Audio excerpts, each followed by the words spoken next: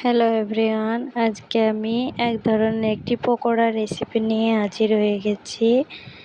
পকোড়া তোমরা সবাই কম বেশি বেশিরভাগই মানুষ পছন্দ করো।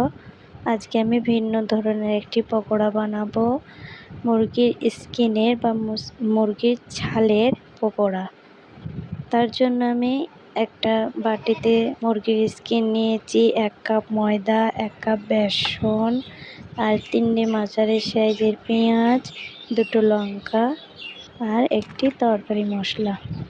তো প্রথমে আমি মুরগির স্কিনগুলো সরু সরু করে এভাবে কেটে নেব, খুব সরু সরু করে কেটে নেব। সবগুলো আমি কেটে নিয়েছি এরকম সরু সরু করে। তারপরে আমি লঙ্কা 2টো কুচি করে কেটে নেব। তারপরে আমি পেঁয়াজগুলো সরু সরু করে কেটে নেব। এরপর আমি একটি মিক্সিং বলে স্কিনগুলো দিয়ে তাতে লঙ্কা কুচি দিয়ে তারপর অল্প একটু লবণ আর একটু মরিচের গুঁড়ো দেবো, হলুদের গুঁড়ো, জিরের গুঁড়ো, তারপর একটু তড়কা মশলা দিয়ে ভালো করে মেখে নেব। ভালো করে মেখে নেওয়ার পরে এ পর্যায়ে আমি একটু আদা রসুনের পেস্ট দিয়ে আরেকবার ভালো করে নেড়ে ঢাকা দিয়ে 10 মিনিটের মতো রেস্টে রেখে দেব। রেস্টে রেখে দেওয়ার পরে 10 মিনিট পর ফিরে এসে এতে আমি কাঁচা পেঁয়াজ দিয়ে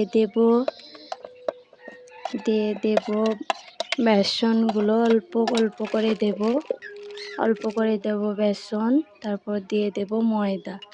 এবার এটাকে আমি ভালো করে হাতের সাহায্যে মেখে নেব।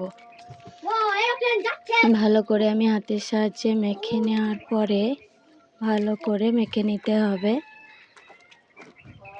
আপনারা যেরকম করে বাড়িতে পেঁয়াজে বানান সেরকম করে ভালো করে মেখে নিতে হবে।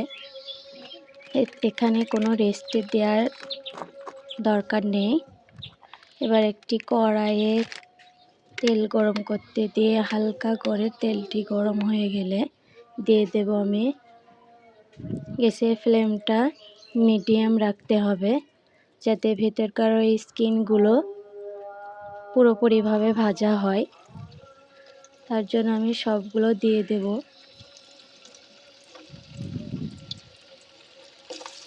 সবগুলো আমি দিয়ে দেব।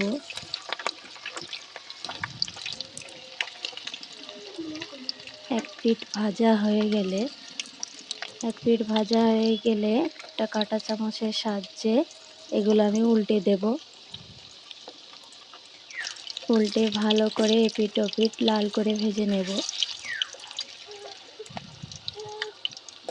দেখো আমার অনেকটাই ভাজা হয়ে গেছে। এবার আমি ছাঁকনার সাহায্যে এগুলো আমি তুলে নেব।